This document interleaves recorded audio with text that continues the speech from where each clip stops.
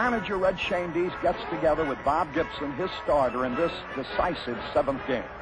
Jim Toomey, the Cardinal publicity director, is on hand early, and so is the great Stan Musial, now the St. Louis Cardinals general manager. Boston pins all its hopes on Jim Lonborg, who will pitch with only 2 days' rest in the head-and-head duel of the two pitching aces.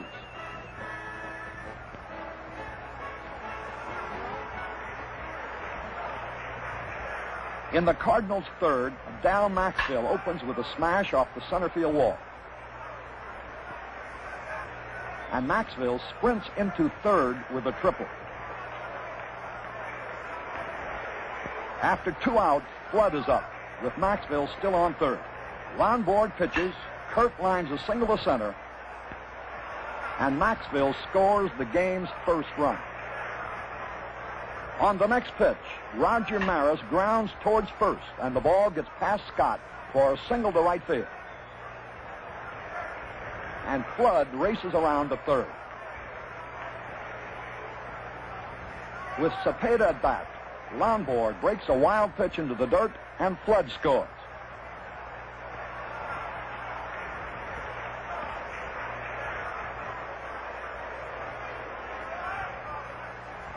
In the Boston fourth, with 2 out, Bob Gibson still hasn't allowed a hit, and he fans Harrelson.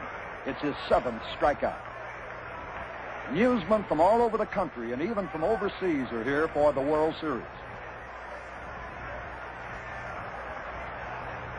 With 1 away in the 5th, Gibson hammers a long drive to center.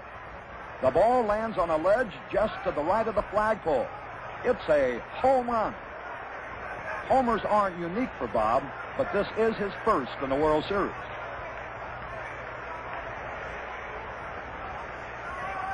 St. Louis scores again in the inning and leads 4-0. George Scott leads off in the Red Sox 5th. Scott leans into one and crashes the ball off the wall in center. As it caroms away, George goes into third with a triple. But Javier's relay throw is wild, and Scott scores. It's the first hit as well as the first run for Boston. With Shannon and McCarver on base in the Cardinals' 6th, Santiago is warming up in the bullpen. Julian Javier comes up with none out. Lonborg bears down, but Javier slams one to left. It's a home run, and Yastrzemski just watches.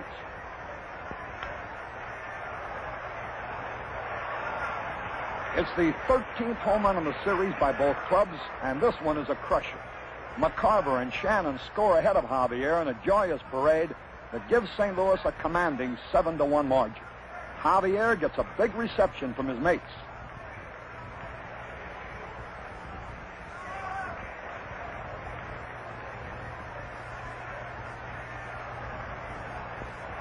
In the Cardinals' 9th, Lou Brock is in there again for his 7th stolen base of the series, a new record. Carl Yastrzemski leads off for the Red Sox in the 9th and gets a standing ovation. Gibson has a 2-hitter and a 7-2 lead as he faces Yastrzemski. Carl smashes a single to right field. That brings Ken Harrelson to the plate. Gibson delivers, and Harrelson hits a grounder to short. It's Maxvill to Javier to Cepeda, a double play. Now, 1 out from victory, Gibson makes a supreme effort, and Scott strikes out. The Cardinals win. They're the new world champions. And Bob Gibson, with his 3rd victory, has brought them through in the decisive 7th game, even as he did in 1964 against the New York Yankees. It was another spectacular series, with the Red Sox fighting their way back after being down 3-1, with records shattered and glittering heroes on both sides to underline once again that for sheer drama and thrills, the World Series is unmatched anywhere on the sports scene. Gibson had been superb. His third series win tied the record.